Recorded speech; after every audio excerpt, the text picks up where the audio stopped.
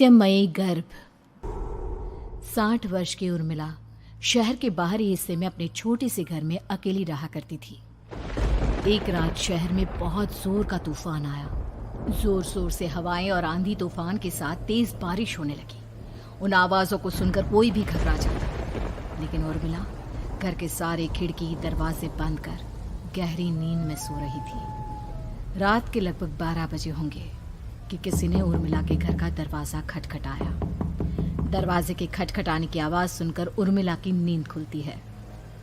आखिर इतनी रात को कौन आया होगा? उर्मिला जाकर दरवाजा खोलती है तो सामने लगभग 26 साल की बेहद सुंदर लड़की को खड़ा देख हैरान रह जाती है।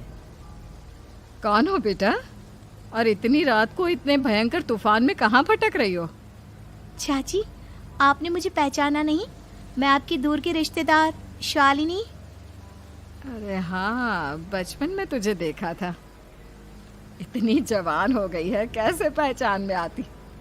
लेकिन तू यहाँ क्या कर रही है, और वो भी ऐसी अंधेरी तूफान भरी रात में? उर्मिला की बात सुनते ही शालिनी की आंखों से आंसू बहने लगे। वो फूट फूट कर रोने लगी। ये देखकर उर्मिला को कुछ समझ में नहीं आया और उसने शालिनी का हाथ पकड़कर घर के अंदर आने के लिए कहा। जैसे ही शालिनी घर के अंदर रोशनी में आई, उर्मिला की नज़र उसके पेट की तरफ गई, जिसे देखकर ये साफ पता चल रहा था कि वो प्रेग्नेंट है। अरे, तू तो पेट से है। ऐसी हालत में इतने भयंकर तूफान में आधी रात को बाहर भटक रही है। आखिर बात क्या है बेटा, मुझे सब कुछ साफ साफ बता। क्या बताऊं चाची, ये सब जिसकी वजह से हुआ है उसके बारे में बताने में भी मुझे शर्म आती है। मैंने घर वालों की मर्जी के खिलाफ जाकर एक लड़के से शादी कर ली थी, पर वो शादी के 1 महीने बाद ही मुझे छोड़कर चला गया। छोड़कर चला गया का क्या मतलब? क्या उसके साथ कोई हादसा हो गया? नहीं, उसे कोई दूसरी लड़की पसंद आ गई और मेरी प्रेगनेंसी की खबर सुनते ही उसने मुझे बेसहारा छोड़ दिया। उसके बाद मैं अपने घर गई, लेकिन माँ पापा ने मुझे घर में कदम तक नहीं रखने दिया। तभी मुझे आपकी याद आई। कोई बात नहीं, कोई बात नहीं, तुमने यहाँ आकर अच्छा ही किया। एक काम करो, तुम आराम करो। वैसे भी ऐसी हालत में इतना घूमना फिरना और इस तरह आधी रात को बाहर भटकना ठीक नहीं होता। प्रेग्नेंट औरत को आधी रात को घर से बाहर नहीं निकलना चाहिए। बुरी आत्माएं उस पर अपना असर दिखा सकती है। और इतना कहकर उर्मिला ने शालिनी को एक दूसरे कमरे में जाकर आराम करने के लिए कहा। लेकिन जैसे ही शालिनी अपने कमरे में जाने लगी, अचानक से उर्मिला ने उसे रोक लिया। एक बात बताओ बेटा, तुम्हारा कौन सा महीना चल रहा है? पेट देखकर तो लगता है कि लगभग 6 महीने पूरे हो गए होंगे। उर्मिला की बात सुनकर शालिनी के होठों पर मुस्कुराहट आ गई। चाची जी, अभी सिर्फ 1 ही महीना हुआ है। शालिनी की बात सुन उर्मिला दंग रह गई। उसे समझ में नहीं आ रहा था कि प्रेगनेंसी के पहले ही महीने में शालिनी की हालत ऐसी क्यों थी। लेकिन फिर उसने बात को नज़रअंदाज कर शालिनी को आराम करने के लिए कहा और खुद भी कमरे में जाकर सो गई। अभी कुछ ही घंटे बीते थे कि अचानक से एक बच्चे के बड़े ही अजीबोगरीब बेढंगे तरीके से रोने की आवाज़ें उर्मिला के घर में गूंजने लगी। उन आवाज़ों को सुनकर उर्मिला की नींद फिर से खुलती है। ये अचानक बच्चे के रोने की आवाज़ कहाँ से आने लगी? उसने उठकर चारों तरफ देखा, पर वहां उसे कोई नजर नहीं आया। उर्मिला घबराते हुए शालिनी के कमरे में गई तो वहां उसे कमरे की दीवार पर एक बेहद खौफनाक साया नजर आया, जिसे देखकर उर्मिला बुरी तरह से घबरा गई।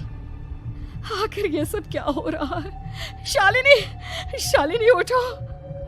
उसने जोर जोर से आवाज देकर शालिनी को जगाने की कोशिश की, लेकिन ऐसा लग रहा था जैसे उसकी आवाज शालिनी तक पहुंच ही नहीं रही थी। कमरे की दीवार पर एक बहुत बड़ा और बेहद डरावने दिखने वाले इंसान का साया और एक बच्चे के अजीबोगरीब ढंग से रोने और चीखने की आवाजें अब उर्मिला को ज्यादा डराने लगी थी। उर्मिला को शालिनी की चिंता सताने लगी और उसने पूरी ताकत के साथ चीख कर शालिनी को आवाज लगाई, शालिनी! तभी अचानक सब कुछ एकदम पहले जैसा हो जाता है और उर्मिला की आवाज सुनकर शालिनी की नींद खुलती है। क्या हुआ चाची, आप इतनी तेज क्यों चिल्ला रही हैं? अब ठीक तो है ना? अभी अभी मैंने तुम्हारे कमरे में कुछ अजीब सा देखा। तुम ठीक हो ना शालिनी? मुझे यहाँ एक बच्चे के रोने की आवाज़ें आ रही थी। लगता है आपको मेरी कुछ ज़्यादा ही चिंता हो गई है। आपने मेरी प्रेगनेंसी के बारे में कुछ ज़्यादा ही सोच लिया होगा। मैं एकदम ठीक हूँ, आप आराम से सो जाइए। इतना कहकर शालिनी ने उर्मिला को फिर से अपने कमरे में जाने के लिए कहा और खुद भी जाकर सो गई। पर अब उर्मिला की आंखों से नींद गायब हो चुकी थी। अगली सुबह जब शालिनी उठी तो वो सीधा उर्मिला के पास आई। गुड मॉर्निंग चाची। तभी अचानक उर्मिला की नज़र शालिनी के पेट पर पड़ती है, जिस पर नीले रंग से एक अजीब सी आकृति नजर आ रही थी। शालिनी, ये तुम्हारे पेट को क्या हुआ? मैंने इतनी औरतों को देखा है, ऐसा तो किसी के साथ नहीं होता। शालिनी ने जैसे ही अपने पेट की तरफ देखा तो उसे वहां कुछ भी नजर नहीं आया। चाची कुछ भी तो नहीं है, सब कुछ एकदम नॉर्मल है। आपको क्या अजीब लग रहा है? इससे पहले कि उर्मिला उसके सवाल का कोई जवाब देती, अचानक से शालिनी के पेट में जोर जोर से दर्द होने लगा। वो बुरी तरह दर्द से तड़पने लगी। चाची, चाची। ये सब देखकर उर्मिला बहुत घबरा गई। उसने धीरे धीरे शालिनी के पेट को सहलाना शुरू किया, लेकिन शालिनी का दर्द कम नहीं हुआ। उर्मिला जाकर रसोई से पानी का गिलास लेकर आई और शालिनी को पानी पिलाने की कोशिश करने लगी। ले बेटा, पानी पी ले, तुझे आराम मिलेगा। ले ले। नहीं चाची, मुझे बहुत तेज दर्द हो रहा है। अरे थोड़ा पी ले बेटा। जैसे ही उर्मिला ने शालिनी को पानी पिलाया, उसने देखा कि गिलास में बचा पानी का रंग नीला पड़ गया और शालिनी की आंखें अजीब हो गई। उसके पेट पर बच्चे का एक डरावना चेहरा नजर आने लगा। ये सब देखकर उर्मिला की डर से हालत खराब होने लगी, पर तभी शालिनी का दर्द ठीक हो गया। बेटी, अभी तुम्हारा दर्द ठीक है तो ऐसा करो, तुम थोड़ी देर आराम कर लो।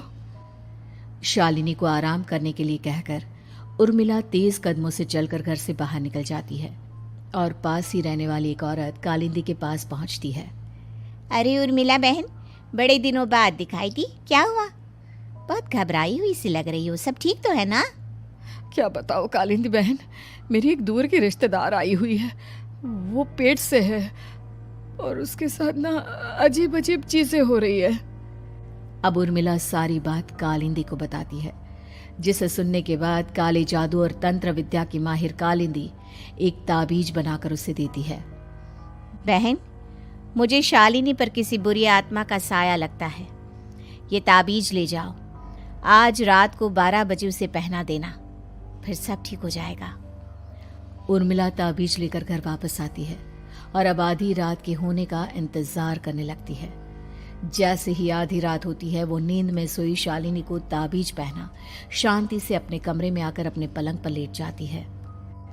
अब सब ठीक हो जाएगा, ये सोचकर उर्मिला शांति की एक सांस ही लेती है कि तभी अचानक उसकी आंखों के सामने कुछ ऐसा आता है जिसे देखकर उर्मिला डर से चीखने लगती है।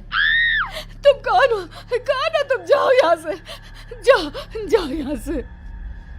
तभी उर्मिला की एक जोरदार दर्द भरी डरावनी चीख वहां पर गूंज गई। उर्मिला की आंखों के सामने एक बच्चा खड़ा हुआ था, जिसका पूरा शरीर किसी बूढ़े की तरह नजर आता था, लेकिन मुंह किसी नवजात बच्चे की तरह था। उसकी आंखें गुस्से से लाल थी और वो घूर घूर कर उर्मिला की तरफ देखा जा रहा था। कौन हो तुम? कौन हो? उर्मिला के चीखते ही वो बच्चा जोर जोर से रोने लगा। घबराकर उर्मिला ने अपने हाथों को अपने कानों पर रख लिया। उसकी समझ में नहीं आ रहा है कि आखिर ये सब उसके साथ क्या हो रहा है। कौन हो तुम? कौन हो? क्या चाहते हो मुझसे? जाओ जाओ यहाँ से, आखिर तुम हो कौन? तभी अचानक से उर्मिला के पूरे घर में लाल रंग की रोशनी फैल गई। वो बच्चा धीरे धीरे कदमों से चलता हुआ उर्मिला की तरफ बढ़ने लगा। किसी नवजात पैदा हुए बच्चे के जैसे उसके रोने की आवाज अब उर्मिला के कानों में गूंज रही थी।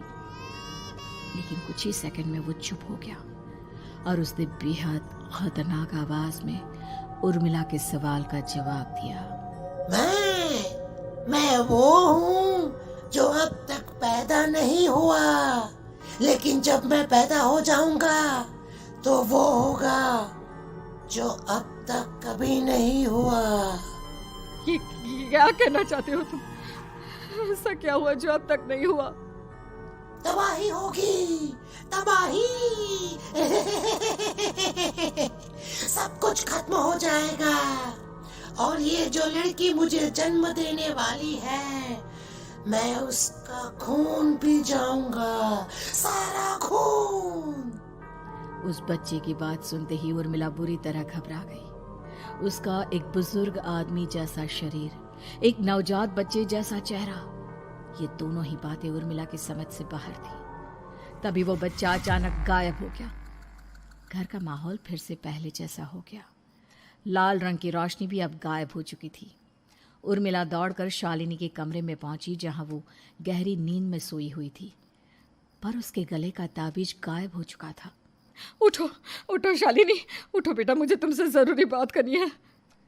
अरे चाची क्या हुआ? इतनी रात को आप परेशान क्यों कर रही हैं? सब ठीक है ना? अभी जब तुम सो रही थी ना, तो मैंने तुम्हारे गले में एक ताबीज पहनाया था। कहाँ गया बेटा, बताओ मुझे। शालिनी ने चारों तरफ अपनी नजरें घुमाकर देखा, लेकिन वहां पर कोई ताबीज नहीं था। वह हैरानी से उर्मिला के चेहरे की तरफ देखने लगी। उसे समझ में नहीं आ रहा था कि आखिर उर्मिला किस ताबीज के बारे में बात कर रही थी। नहीं चाची, यहाँ कोई ताबीज नहीं है। लगता है आपने कोई बुरा सपना देखा है। मैंने कोई बुरा सपना नहीं देखा। खैर छोड़ो, तुम अब सो जाओ, फिर सुबह बात करते हैं। डर और घबराहट की वजह से उर्मिला की आंखों से नींद तो जैसे बिल्कुल गायब हो गई थी। अगली सुबह उर्मिला बिना कोई देर किए गांव के बाहर एक छोटी सी झोपड़ी में रहने वाले बूढ़े पंडित के पास पहुंची। पंडित जी, मेरी मदद कीजिए। अरे आओ आओ उर्मिला, क्या हुआ? सब ठीक तो है ना? क्या बताओ पंडित जी, बहुत बड़ी मुसीबत है। मेरी दूर की एक रिश्तेदार लड़की पेट से है और उसके साथ बहुत डरावनी चीजें हो रही है। कल रात को तो एक अजीब सा दिखने वाला बच्चा मेरी आंखों के सामने आकर खड़ा हो गया था। ये तुम क्या कह रही हो? मुझे साफ साफ बताओ कि आखिर तुमने क्या देखा? उर्मिला ने अपने साथ हुई बीती रात की पूरी घटना पंडित जी को बताई, जिसे सुन पंडित जी के माथे पर चिंता की लकीरें उभर आई। अनर्थ होने वाला है, अनर्थ। बरसों पहले भी उस हैवान ने एक लड़की के पेट से जन्म लिया था और उसके बाद उस शहर को पूरी तरह से तबाह कर दिया। कैसी विपदा पंडित जी, कैसे बात कर रहे हैं आप? बताइए मुझे, और इसका उपाय क्या है? इसका उपाय तो है, लेकिन बहुत कठिन है। हो सकता है कि उस उपाय को करने के दौरान तुम्हारी जान भी चली जाए। मुझे मेरी जान की कोई परवाह नहीं, पर आप जिस तबाही के बारे में बात कर रहे हैं, बस वो नहीं होनी चाहिए। लाखों लोगों की जान बचाने के लिए मैं कुछ भी करूंगी। तो ठीक है, मेरी बात ध्यान से सुनो। बरसों पहले एक भयानक तांत्रिक ने अपनी तंत्र क्रिया के जरिए एक मासूम लड़की के साथ रिश्ता बनाकर उसके पेट से जन्म लिया था। इस तरह से वो अपने जैसे लोगों की संख्या इस दुनिया में बढ़ाना चाहता था। आपके कहने का मतलब है कि शालिनी के पेट से भी उस शैतान को जन्म लेना है, इसलिए उसने उसके साथ ये सब किया है। ठीक पहचाना तुमने। अब मैं तुम्हें एक ऐसा सिंदूर दूंगा जिसे तुम्हें ले जाकर उस लड़की के पेट पर लगाना होगा। क्या ऐसा करने से सब कुछ ठीक हो जाएगा? नहीं उर्मिला, ये सब इतना आसान नहीं। उस लड़की के पेट पर सिंदूर लगाने के बाद तुम्हें उसका पेट काटकर उस हैवान को बाहर निकालना होगा। नहीं पंडित जी, मैं ये सब नहीं कर सकती। मैं भला एक जिंदा लड़की के पेट को अपने हाथों से कैसे काट सकती हूँ? अगर तुमने ऐसा नहीं किया तो कुछ ही दिनों में वो हैवान उस लड़की के शरीर से जन्म लेगा और उसके शरीर के सारे खून को पीकर अपनी ताकत को बढ़ाएगा। उसके बाद वो धीरे धीरे इस पूरे शहर को तबाह कर देगा। यहाँ पर कोई जिंदा नहीं बचेगा। लेकिन अगर मैं उसके पेट को काट दूंगी तो क्या वो जिंदा बच पाएगी? अगर शालिनी को कुछ हो गया तो, अगर उसकी मृत्यु हो गई तो? ऐसा कुछ नहीं होगा उर्मिला, तुम्हें अपने मन को पक्का करके ये काम करना ही होगा। सिंदूर लेने के बाद उर्मिला झोपड़ी से बाहर निकलने ही वाली थी कि तभी पंडित जी ने उसे पीछे से आवाज देकर रोका। उर्मिला, उस लड़की का पेट काटकर हैवान को बाहर निकालना ही काफी नहीं होगा। तुम्हें ध्यान रखना होगा कि ये सब करते हुए उस बच्चे का जो आधा बूढ़े का शरीर है उस पर सिंदूर की एक बूंद भी ना लगने पाए, क्योंकि अगर ऐसा हुआ तो वो तुम्हें और बाकी सबको कच्चा खा जाएगा। पंडित जी की बात सुन उर्मिला की आंखें फटी रह गई और उसके शरीर में डर की लहर दौड़ गई। फिर भी उसने हिम्मत की। ठीक है पंडित जी, मैं पूरी कोशिश करूंगी कि मैं उस हैवान को वहीं के वहीं खत्म कर पाऊं। इसके बाद उर्मिला तेज कदमों के साथ घर वापस आती है। दिन बीतता है, रात का अंधेरा छाने लगता है। शालिनी खाना खाकर सोने चली जाती है और उर्मिला लगातार उसके गहरी नींद में सो जाने का इंतजार करने लगती है, जिसके बाद उर्मिला दबे कदमों से शालिनी के कमरे में पहुंच गई। मुझे ये करना ही होगा। अब उर्मिला ने धीरे धीरे शालिनी के पेट पर पंडित जी का दिया सिंदूर लगाना शुरू किया। उर्मिला के हाथ बुरी तरह से कांप रहे थे। उसके एक हाथ में चाकू था जिससे वो पेट काटने वाली थी। उर्मिला ने एक नज़र शालिनी के चेहरे की तरफ देखा और फिर डरते हुए उसके पेट पर चाकू चलाना शुरू किया। कमाल है, मैं इसका पेट काट रही हूँ और ये आराम से सो रही है। इसे दर्द नहीं हो रहा क्या? तभी अचानक उर्मिला के कानों में बच्चे की रोने की आवाज सुनाई देने लगी। उसने घबराकर चारों तरफ देखा पर वहां पर कोई नहीं था, बस रोने की आवाज लगातार आ रही थी। उर्मिला बिना रुके लगातार शालिनी के पेट को काटती रही। उसे इस बात का भी ध्यान रखना था कि सिंदूर बच्चे के बूढ़े आदमी वाली शरीर के हिस्से पर ना लगे। कुछ ही देर में वो हैवानी बच्चा उर्मिला के हाथों में था। उसने बड़ी ही सावधानी से उस बच्चे को बाहर निकाला और पंडित जी के कहे अनुसार उसे घर से दूर जलाने के लिए ले गई। पर तभी उसके सामने वही बूढ़े शरीर और बच्चे के चेहरे वाला बच्चा आ गया। अपनी गोद में और सामने भी बच्चे को देखकर उर्मिला हैरान रह गई। मुझे मारोगी? मुझे इतनी हिम्मत कैसे आ गई तुम्हारी? तुम पैदा नहीं हुए हो और मुझे पता है जब तक तुम्हारा जन्म नहीं हो जाता तो मुझे कुछ नहीं कर सकते। इतना बोलते ही उर्मिला तुरंत उस बच्चे को घास के ढेर पर फेंक कर उसमें आग लगा देती है, जिसके तुरंत बाद वो बूढ़े आदमी के शरीर और बच्चे के चेहरे वाला अजीब तांत्रिक का भूत भी वहां से गायब हो जाता है। कुछ देर बाद उर्मिला घर पहुंचती है तो वो ये देखकर हैरान रह जाती है कि शालिनी का पेट अपने आप जुड़ चुका था। शुक्र है भगवान का और उन पंडित जी का, अब सब ठीक हो जाएगा। सुबह शालिनी सोकर उठती है तो अपना पेट देख बुरी तरह घबरा जाती है। चाची, चाची ये सब क्या हो गया? मेरा पेट अचानक कम कैसे हो गया? मेरा बच्चा कहाँ गया चाची? बेटी, वो बच्चा नहीं, एक खतरनाक तांत्रिक था जो तुम्हारे कोख से जन्म लेकर सबको मार देना चाहता था। वो पैदा होते ही तुम्हारी जान भी ले लेता, इसलिए मैंने पंडित जी के बताए उपाय से उसका खात्मा कर दिया है। अब सब ठीक है।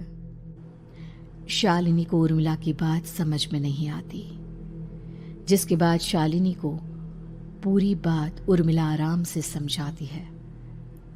अब वो दोनों ही भगवान का शुक्र अदा करती हैं और एक साथ